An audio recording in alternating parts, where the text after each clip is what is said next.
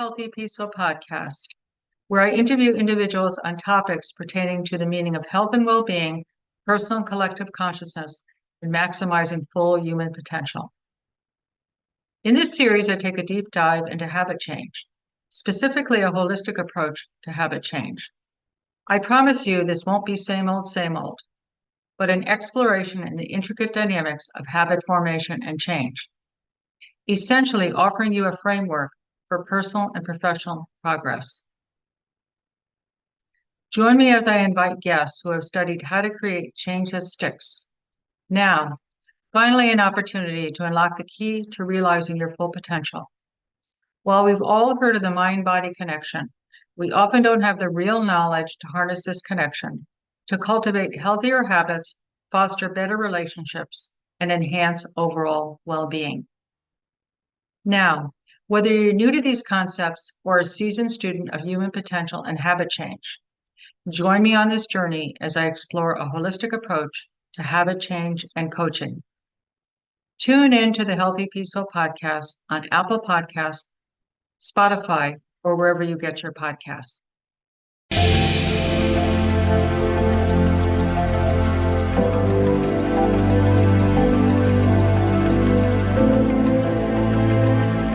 Today, I have the honor of speaking with Dr. Robert Keith Wallace, Ph.D., a distinguished scientist, researcher, and prolific author, having penned over 18 books.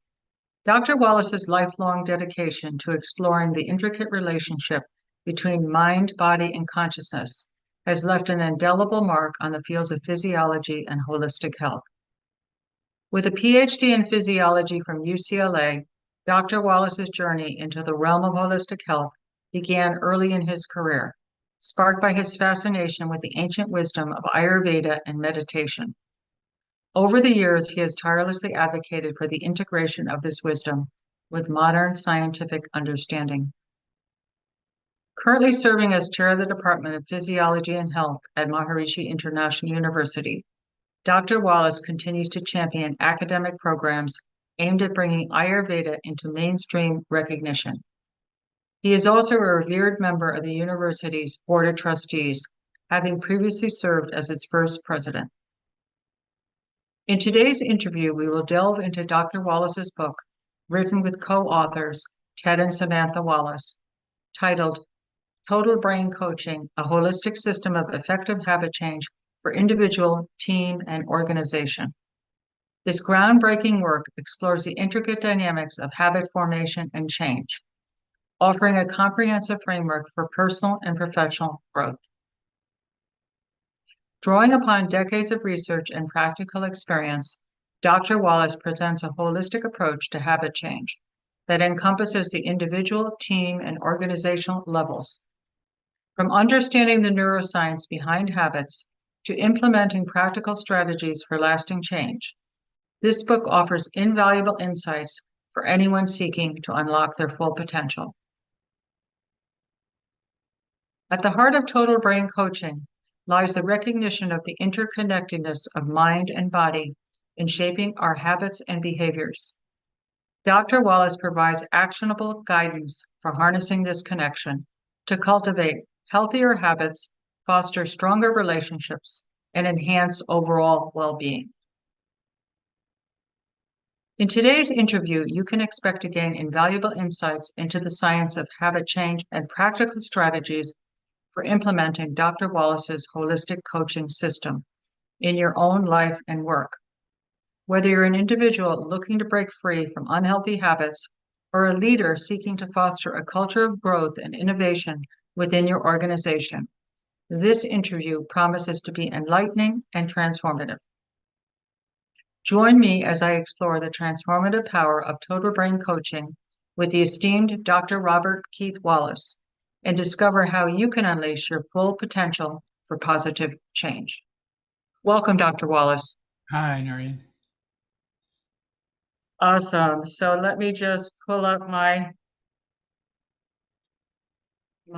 interview questions. Ooh.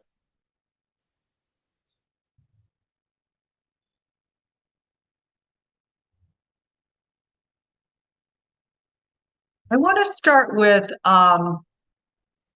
Dr. Wallace, what inspired you to write Total Brain Coaching? And essentially, what motivated you to focus on effective habit change? Really, my son, Ted, he's became a coach professionally, working for top corporations. And just, I love, talking with him about it. And I realized how much I like coaching and how important coaching is. I mean, there's this one book, I think it's called The $1 Trillion Coach. Bill Campbell was this guy who um, actually was a coach, a sports coach, but later he became the coach for Steve Jobs and all of the Google people, a lot of people in Silicon Valley. And they credit him with making them trillions of dollars. That's why they call him that. And the notion from this book is that everyone needs a coach. And I think that's true, especially leaders. It's hard to get a perspective on what you're doing unless you have a coach. And coaching is something quite different than what we think. Normally we think of coaching as, oh, you're giving people advice. But quite the contrary, you're not giving people advice. In fact, giving people advice can be detrimental to coaching because you don't even know what the problems are. So the first step of coaching is really to find out who the person is and to dive deep into them. And to do that, you have to be a good listener. You're not jumping in giving advice. You need to listen and you need to ask the right questions. Questions are really critical in coaching. So it's a whole different style of leadership. There's a whole notion of the coaching leadership style, which means you're not, it's not so much of a top-down telling people what to do. That can be there. But when you interact with people, you're asking them, you're being curious, you're being open-minded, and you're finding out what the issues are in their life. And when you do that, you begin to understand how you can help them. And the biggest way you can help them is by empowering them. So again, giving advice doesn't empower people. It makes you in charge and they're not in charge. So coaching involves getting people to recognize what they need to change in their life. And almost always it's habits, because habits are what make people. People have successful habits, they're successful. People have unsuccessful habits. It's very hard to be successful. So you understand from them first what they consider to be good habits, good practices in their life, and what they need to work on. And then you essentially create a contract with them where you let them determine what they want to work on. And then your main job is to hold them accountable. So you are identifying what the issue is. And very often the issue, it takes several sessions to really figure out what the issue is, because it's often deeper than people initially think. And then they often know the answer. So you have to kind of nudge them so they recognize what they know, what needs improving. And then the big step is how to get them to change their habit from something unhealthy to something healthy. And there are a lot of habit change books. There's a lot of intelligent information out there. But really important is to personalize it. And Total Brain Coaching has a lot of unique features to it. One of the most important is that it personalizes the coaching and habit change for each individual.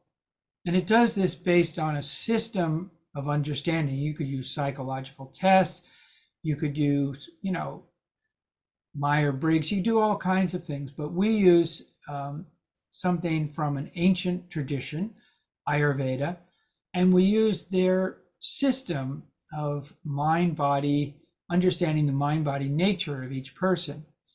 And in doing that, we recognize certain weaknesses and strength in each person and how they can go out of balance. So now we're able to understand what is the best approach to get them to change the habit and what habit is better for them, what will improve their lives more. Because there's, any number of habits we could pick, but a habit that fits with their mind body type, something that will create greater balance, that will make a big impact on their life. It'll be like a super habit. And so we look for ways to identify those habits, and then we have a whole procedure, a toolkit, which we give them so they can apply it in their lives to improve. And it can be done on individuals, teams, or a whole corporation. Great. As you were speaking, actually now I have insight as to what really prompted you to write this book along with your son, Ted, his career being a coach, but you found that you actually just really enjoyed it, and it has so much utility and it's practical. Yes. But who would have thought we would be connecting Ayurveda with leadership? I have a title for your next book, Ayurveda for Effective Leadership or Effective Leaders. Oh, I got to write that down. I like that That will one. probably be a bestseller. I love it. Dr. Wallace, that might actually put Ayurveda on the map. What do you think? Yeah, I like it. Let's do it. Let's do Yeah, it. yeah. You want to Anyway, help? That'd be great. oh, I love that. I love that. I learned from a recent interview that never say yes when you're presented with a proposal. Um, Always indicate I'll think about it. So I'll think about it. Very Um, yeah, and I like the fact that you talked about coaching is really a process. It's not you telling somebody what to do as the coach. It's really a process. And sometimes it takes a little while to really uncover what's going on. You have to establish a relationship and build trust. right. So awesome for that. Um, can you provide an overview? Maybe you've done this a little bit already, but of the holistic system, because your system is holistic, of habit change that you outline in your book. And I know the book is written from the perspective of a coach. Right. It's written for coaches. That particular book is written to help other coaches, but it really could be read by a coachee or a coach, either one, because Absolutely. It'll yeah, give both will gain insight. right. But just really an overview of the holistic system of habit change. Good. Yeah, there are mainly 4 parts to it. Motivation, number one. Motivation is like the foundation of change. A person has to be receptive. They have to want to change. Nothing's going to happen otherwise. And particularly if you're going to get them to have insights into their own life, they need to be receptive to wanting to change. So, and there's, motivation for small changes, motivation for big changes, and both are important. The kind of simple, I want to take a walk every day, to I want to live a long and healthy life. And, specific is really good, but the big picture is also good. So that's a huge topic just by itself, motivation. Number 2 is personalize. And again, this is where our system differs from a lot of other systems, because using Ayurveda, we use their analysis of mind, body, nature. And by doing that, we personalize everything because we understand that person is different from somebody else. A lot of books are written for particular types, people that love to-do lists, people that love to, jump in, they have a lot of energy. But what about all the other people that have a hard time? And they need extra help in different directions. So personalizing is very important. We all learn different styles. We all behave differently. So that's very, very critical. Then experiment. What do you do? And we have a very simple procedure where people have what we call habit maps, habit plans. We identify areas that people want to improve. We identify possible ways to do it. We look at the basics of habit change, whether it's a trigger or cue, whether it's a reward. There are these kind of different steps that are involved. How you evaluate your goals and how do you measure your goals. So we have a whole toolkit to help people in that. And we use different forms of feedback too. We use self coaching, where individuals are very involved with journaling or self reflection. We use partner coaching, where people are involved with a buddy system, and the buddy has a particular way of checking in all the time. We have group coaching, which is hugely powerful, where you have small groups. We call them learning circles, and these can go on for a long time, very valuable. And then environmental coaching, which has such a huge impact on just simple changes in the environment, can make big changes in adopting new habits. And this crosses over into the final area, which we call Be Real. And the Be Real is this system of how do you evaluate. And that is a question of setting very clear objectives and having a way of evaluating it either on an individual, in a buddy system, in a group system, or a way of long-term evaluation. You can do it short-term, you can do it for a week, a month, a year. So we have all that kind of built in, all those tools built into the system to help people. And some of these tools are similar to other habit change programs because I think there's common sense here. Start simple, be specific, do something that's easy for you. It's just that we add in Ayurveda and a lot of other interesting approaches, which we would call consciousness-based approaches, which help you in that journey. Great. And I know you indicated you add Ayurveda and other health consciousness-based approaches, but how does your approach to habit change, as outlined in your book, differ from other conventional methods? Well, the personalization. We use certain super habits, like we really recommend people do transcendental meditation just because that's a very effective meditation technique. And to make any change in habits, if you're highly stressed, nothing's going to happen. It just doesn't work. So you need to be in a calmer place, in a more adaptable mode. And so we have some super habits we recommend. We also have some micro or mini habits we recommend, depending on what your mind, body, nature is. They're very simple, but they make a huge difference in balancing the physiology. It's hard to get the mind to do something when the physiology is upset. If our gut is not operating properly, we're upset, we have indigestion, we have all kinds of different problems. Very hard to move forward if we're not exercising. Some people have a huge problem with that. Not sleeping, huge problem. Stress, a huge problem. So we have, some super habits, some mini habits, all in there to kind of build up the base for one simple procedure to adopt new habits. You can pick whatever that habit is, but if you're in a more balanced state, it's much easier to do it. And if it's personalized, it's much easier to do it. So we use these consciousness-based approaches and Ayurveda as a way to streamline the whole process. Yeah, I mean that's really important. If you're not, like you said, if you're, um, high anxiety, high stress, then it's really hard to, find the impetus for change, even if you do want to change something.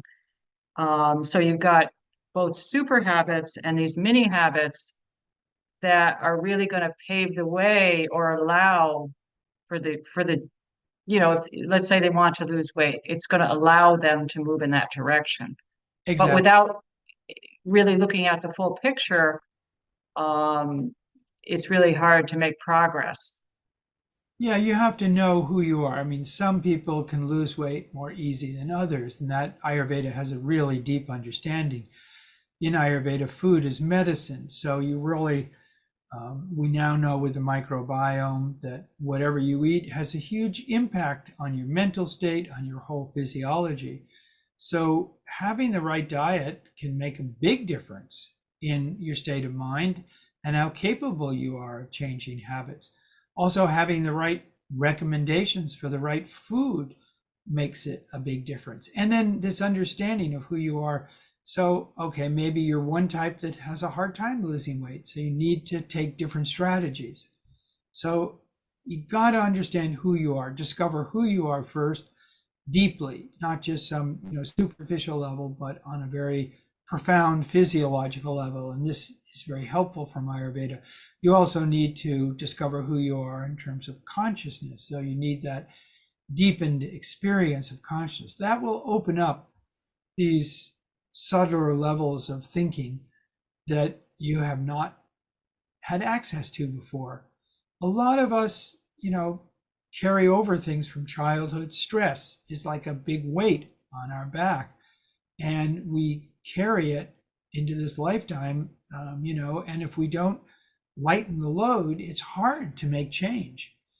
So we need to kind of reduce past stress, and we need to rewire the brain so our physiology is able to be more adaptable to current stresses. Otherwise, it's hard to make. People have not very good success with habit change. That's the problem. And it's because of all these other factors, not having a good toolkit, and also just not personalizing it for that individual, not creating balance first, and then undertaking the change, and then making sure the change is doable, not something that's overwhelming to the physiology. Awesome. Yeah. In your opinion, what role does neuroscience play in understanding and altering habits? Well, first, define neuroscience and then go from there. Yeah, I mean, neuroscience is just a big area of research on our brain and nervous system. And ultimately, habit change is based upon our nervous system, the state of our brain. What is a habit to begin with? Let's say as a child, you learn to ride a bicycle. So you experiment, you maybe fall down, your parents are there helping you, training wheels, whatever else you need. But what is happening is you're rewiring your brain. A habit is just repeating an experience over and over again, and every experience changes the brain. So that experience of riding a bicycle will create a neural circuit in the brain. And that circuit has the advantage that you no longer have to think about what you're doing. It's there, you can trigger it, and at an older age, you get on a bicycle, it's no problem. You've already learned it. So habits are a huge advantage for the brain. And our understanding of habits is that it is neuroscience, it is rewiring of the brain, and that these habits save us a lot of energy. So by improving neurophysiological improvement, improving the functioning of the brain, say through meditation, like transcendental meditation, or say by exercise or eating, these things all affect the brain, then you make it easier to create these neural circuits, these new habits. And it's hard to get rid of old habits. Old habits are circuits in the brain that have been there a long time. But one of the easiest ways is by replacing an old habit with a new habit. And that the attention now goes to the new habit, and the brain is very much oriented on a use it or lose it phenomena. So if you're not doing that bad habit over and over again, but you're now doing a new, better habit, the brain's resources go toward that. And the bad habit may not go away completely, but it becomes a very small pathway, and the new habit becomes a very strong and powerful pathway. So neuroscience really gives us deep insight into habit change. Yeah, thank you for that. How about explaining the significance between mind-body practices and habit change? You've done some of that already. Is there anything else that you'd like to add? Yeah, I mean, you have to put mind, body, gut into it because the gut turns out to be, Mind, body, gut. you have to, now we know there's this gut brain axis, and, that food is medicine, and that, what you eat changes your microbiome. Your microbiome creates all kinds of chemicals. These chemicals affect the brain. There are even direct neural pathways to the brain. So it's a one interconnected system. So we understand that better than we've ever understood that. The ancients understood that very clearly, and we're just catching up to where they understood. But now when you understand that, then you know that everything's important. What you eat, exercise, sleep, meditation, these things all contribute to the state of the brain and the body. And if you're in a very optimal state, it's much easier to create new habits and get rid of old ones. If you're in a stressed out state, you're constantly doing things to compensate for it. So say you're feeling anxious, you're eating the bad food, and the food is kind of a way of dealing with the stress. It's numbing the stress. You might stay up late at night, watching television or movies as a way of kind of numbing the stress.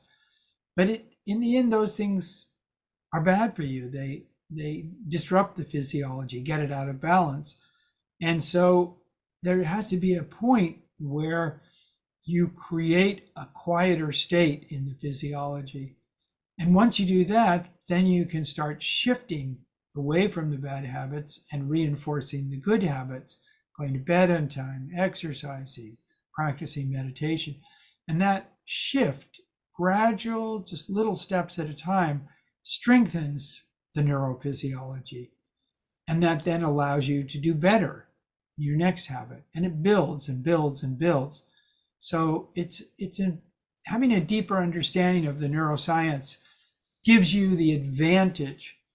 Having the understanding from Ayurveda gives you the advantage of how to fix your physiology, get it in the right state so that you can do it. And then having a toolkit of very simple tools how to adapt new habits, it becomes quite easy and fun. And the whole thing is, it transforms this often very difficult and frustrating experience to something that's easy and that you want to do. And you recognize there are certain challenges, and you recognize how to deal with those challenges. Yeah, and I'm gathering from what you're saying, there's really a cumulative effect. Yeah, for sure. Once you get success with changing one habit, then the whole thing, the real super habit is the ability to change habits. Yeah, awesome. What are some common misconceptions, maybe name just a few, that people have about adopting new habits and changing old ones? Well, people try to do too much. That's the biggest one. People, jump into it and they make a list of things they want to change. They don't really have a system for doing it. They have, New Year comes around, you make your New Year resolution. I'm going to do this. I'm going to exercise. I'm going to eat better. And then you get back into the normal flow of life where you're interacting with friends who maybe don't have such good habits. You're stressed out from work, so you're doing things to compensate for that. And, very quickly, your very good intentions disappear. So that it's lovely to have good intentions, but you need the tools and a proper understanding of how to do it. Just not having a good system. And environment is huge. I mean, we mentioned that as one of the factors, environmental coaching, but it's huge. If you want to go on a diet, just get rid of the snacks in the house, just simple things like that. You don't want to stack the deck against yourself in the beginning. You want to be specific, easy, simple, have a very clear procedure, and have support from a friend, from a group, from the environment. Yeah. Well, the environment is also, who you're associating with, and are you on the do you have similar outlook with regard to some of the positive things that you want to integrate into your life? as well. Yeah, So, everybody knows yeah. that. I mean, you want to Yeah, stop exactly. drinking, you want to Exactly. stop smoking. You do have to make a shift in your friends so that you're not Mm-hmm. constantly being tempted by it. Sure. Absolutely. And how do you address the challenges that inevitably come up, breaking old habits and establishing new ones in your coaching system?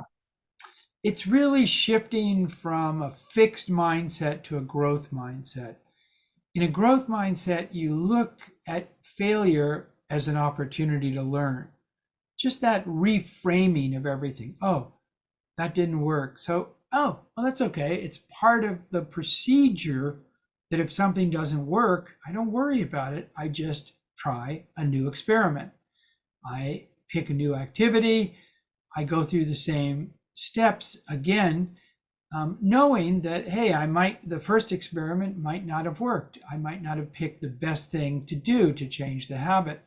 So that kind of open-minded curiosity, you're like a scientist investigating what might work, what might not work. That kind of growth mindset has a huge impact on your ability to recover. A lot of people may not succeed the first time, and that's fine. There's no problem with that. You can learn from that. You just don't get discouraged by it. You learn from it. Yeah, that's really great advice because I find that a lot of people, when they don't succeed right away, they beat themselves up Right. and they also give up as a result. Right. Well, and some people need more support than others from friends, but having a built-in buddy system, having a group, those things make a huge difference. So if somebody fails, that group can just pick you up and help you. And so you need to have the right tools to succeed. Without the right tools, it's hard to succeed. Right. How about some success stories, case studies from applying your system? There's just too many to even think about. I mean, people really write in all the time and whether it's exercise, food, um, it's just one after another. I mean, it's really fun to watch the system work.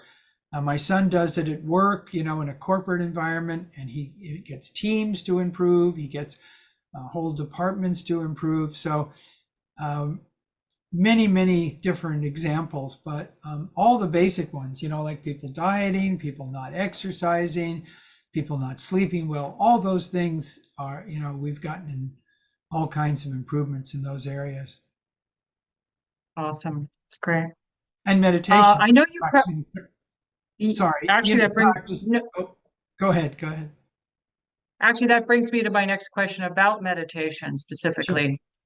Um, how does transcendental meditation contribute to effective habit change or the practice of it as outlined in your book? It's really a big super habit because it rewires the brain. I said every experience changes the brain. The experience of transcending, of going to deeper and quieter levels of thought, which happens incredibly effortlessly and automatically during transcendental meditation, that experience rewires the brain. It gets more integrated. That more integrated brain is better at changing habits. It's just more coherent, more adaptable. A lot of psychological tests show really marked improvements. And so the whole learning style changes. So it's a great secret super habit to help change all other habits because it makes the brain more flexible, makes the brain less stressed, makes the brain more alert, more lively, and all those things contribute to habit change.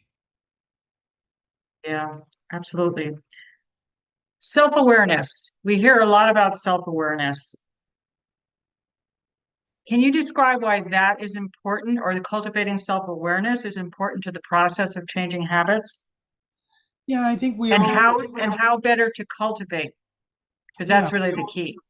we all have built-in biases, that have come from childhood, that have come from, work, all different kinds of situations. And the more you're aware of who you are, the better chance you have of changing. Ayurveda gives us a very deep insight into mind, body, nature. Transcendental meditation gives us a very deep insight into understanding these finer levels of consciousness, understanding who we really are. So these are all tools that can be very valuable in increasing self-awareness. Self-reflection, that's one of the first stages, in our be real self-reflection. How can you lose weight if you don't get on a scale once in a while? You got to actually measure what you're doing. You got to be aware of the progress you're making. So it's just built into the system, that ability to have clear objectives and to be aware of how you're going, and not to be afraid, but to be curious how the progress is going, and finding, being flexible. So if one way doesn't work, okay, I'm aware this didn't work. I'm going to try something else. I'm not going to be discouraged because the system tells me I might have done the wrong experiment. I'm going to try another experiment and see how that works. Yeah, that's so true. So true.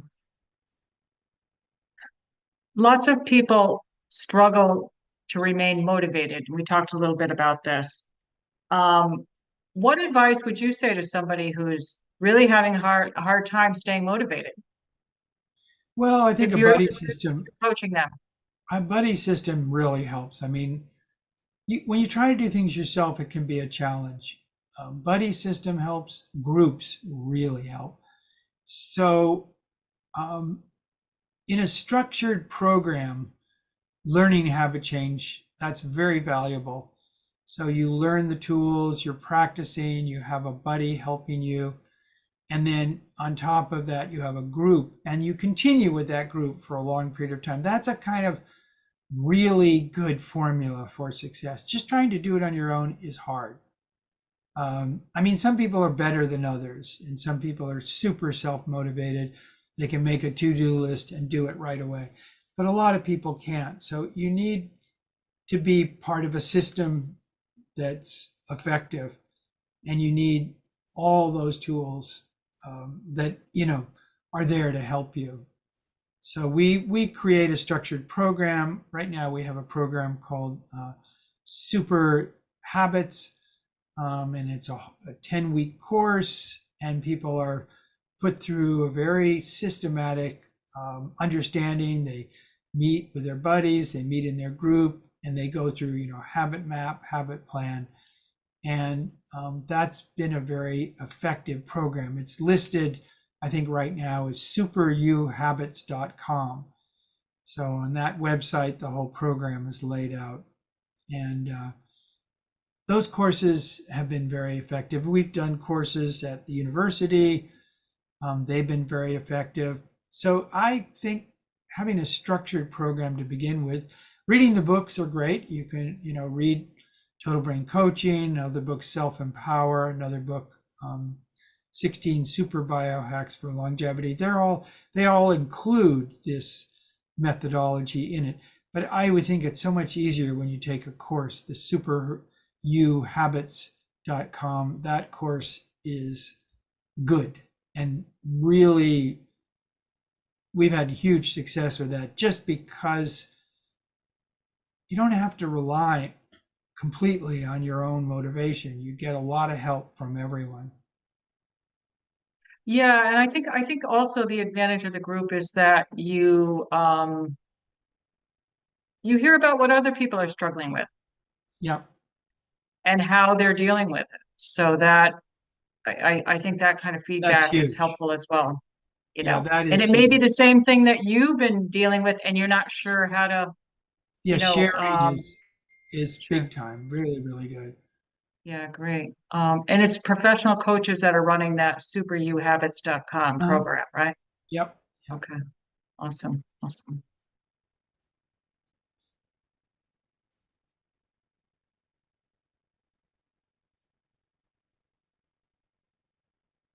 Do you have any particular practical techniques or exercises that come from your book that people can implement to start their habit change journey?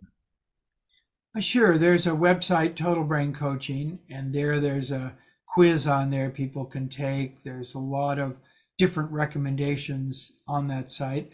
So, you know, a lot of practical things that are free and easily accessible. Great, great.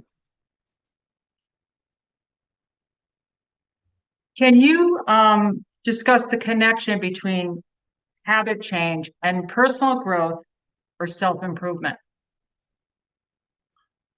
Yeah, I mean,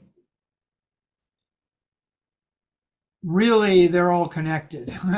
You can't really have success unless you change your habits. That's the reality of it. You're not going to be healthy unless you change your habits. I mean, healthy life is based on healthy habits. Some people, they can smoke and drink to an old age and they have amazing genes, but most of us don't have those super genes that allow you to do everything bad and live long.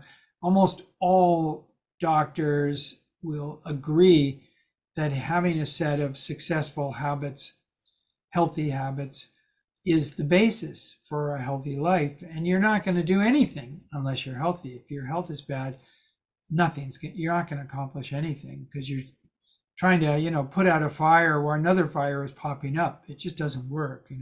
So you have to create that foundation first in healthy habits, rewiring the brain, creating a physiology that's more balanced. And then the whole process of gaining success becomes just one easy step after another. Yeah. Yeah, I heard recently on a podcast about your health is your health is your most important asset, Yeah, and for that sure. if you actually focus on your health, other things will, there's a ripple effect. I agree. So, what impact do you hope that this book will have on readers' lives? I think, the intention of this book as it was written was to stimulate other coaches to work together. I think the coaching world is a hugely powerful world that can improve so many things in this world we live in. Um, Coaches are trained in a very powerful way to help empower people. And we need more and more empowerment. Giving people things is nice, but empowering them is so much better. So this book was sort of aimed at kind of drawing together the coaching world and getting them to have a unified basis for improving. A lot of them work in corporations, so improving corporations, but also families, schools. There's so many areas in life where proper coaching would make a big, big difference. But also to introduce them to the mind-body principles of Yes, meditation and Ayurveda. yeah, exactly. A lot of coaches don't have some of the tools that we are introducing. So that, and they really enjoyed the way we presented it. We tried to present it in a very scientific manner, and they enjoyed that. So, yes, a lot of the book was oriented at creating a language so that some of these more, let's say, far out ideas, not so far out anymore, like meditation or diet or these things, could be seen, or, Ayurveda, mind, body, nature, those things could be seen as tools that could be used by coaches, and that would help them. So to unify and enrich that whole world. Yeah, good words. Lastly, what future directions or developments do you envision for the field of habit change and neuroscience?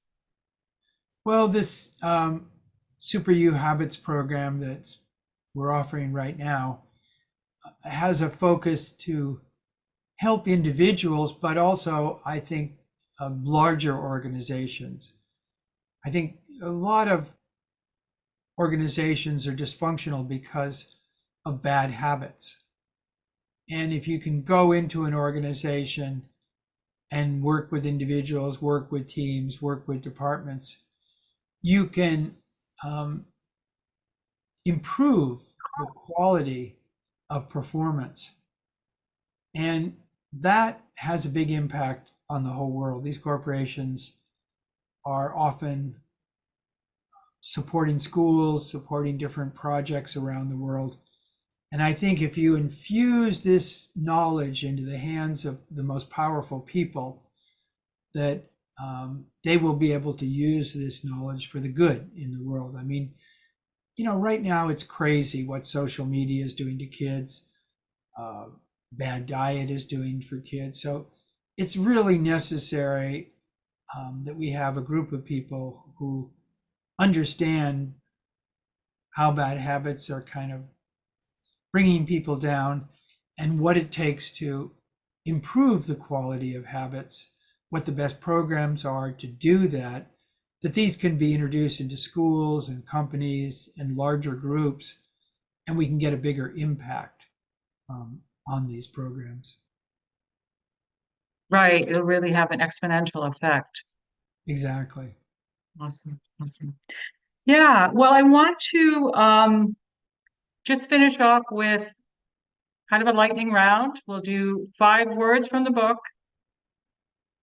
whatever comes top of mind for you. I think You ready? No, sure. Oh, you're I've going to got the give me the words for 5 you. words. And Okay, good. actually, then I want 5 words from you. That's a great idea. Okay. Oh, okay. All right. So the first one is empowerment. The basis of everything, the best teaching program in the world. Awesome. Resilience. Huge. Our ability to deal with stress is crucial in this world of ever increasing stress, and that's what resilience is. Transparency. I think understanding who you are, being able to put a mirror up, seeing your strengths and weaknesses is very, very valuable. So any way you can get an insight into your biases, into your fixed routines, and become more flexible, huge, huge way to improve life. Yeah. Vitality.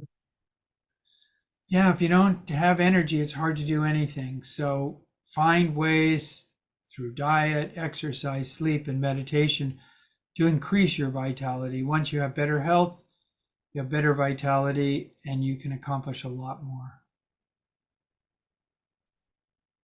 Liberation. I'll give you a yogic word there. Go ahead. Oh, okay. Well, it's self-realization, freedom. What does it mean? We think, oh, I want to be free from this, free from that. But ultimate freedom is self-realization. It's the ability to understand who you really are and how you're connected to the universe. That's true liberation. Great. Awesome. How about 5 words that immediately come to your mind when you think about this book? Neuroadaptability, a new word. How to be more adaptive in challenging situations. I like empower. I would say self-empower. How to empower yourself to be better. Team building. I think the ability to work in teams and to be able to create a safe environment for teams, to be able to listen better, to be able to work with your fellow human beings to accomplish something. I think that's big in our world today. Social media. We've got to find a way to help our kids not be addicted to social media, because it's just eating up all that time in the world that people need to be out in nature. They need to discover things. They need to be reading books, having conversations. We've got to find a way to shift the attention off the obsession with social media. Is that Right. okay? Yeah, maybe along with social media, just attention shifting. Yes, good. attention shifting is very good. And Mhm. using AI for good things and not bad things. Right now, AI is used for getting people addicted to social media, but really AI could be a very useful tool in learning for everything in life. What about AI and neuroadaptability? Yeah, I think AI is a tool. Somebody's put in a program, somebody has created opportunities to help us. Um, it would be interesting to have an AI tool that understood what could help you improve your neuroadaptability. I like that. It's a good idea. Yeah, awesome. Wonderful. Well, thank you so much, Dr. Wallace. This was a wonderful opportunity to explore your book, Total Brain Coaching. Do you have a copy with you? Sure. Maybe hold it up. Uh, read the full title for our listeners. Um, Total Brain Coaching, a holistic system of effective habit change for the individual, team, and organization. Awesome. I'm reading Awesome. out there, Thanks for that. sorry. Yeah, I know. It's transparent. The book itself is transparent. So. It goes along with transparency. And where can our listeners and viewers find you? I'm at Maharishi International University, and I'm a professor here, so I'm easily found on Amazon. All my books are on Amazon, and I have an author page there. So all And your website? different websites. The website for Total Brain Coaching is just totalbraincoaching.com. So that's a very easy one. The superuhabits.com is another one, and there are many more. Okay, awesome. Well, thank you so much. This was a wonderful opportunity.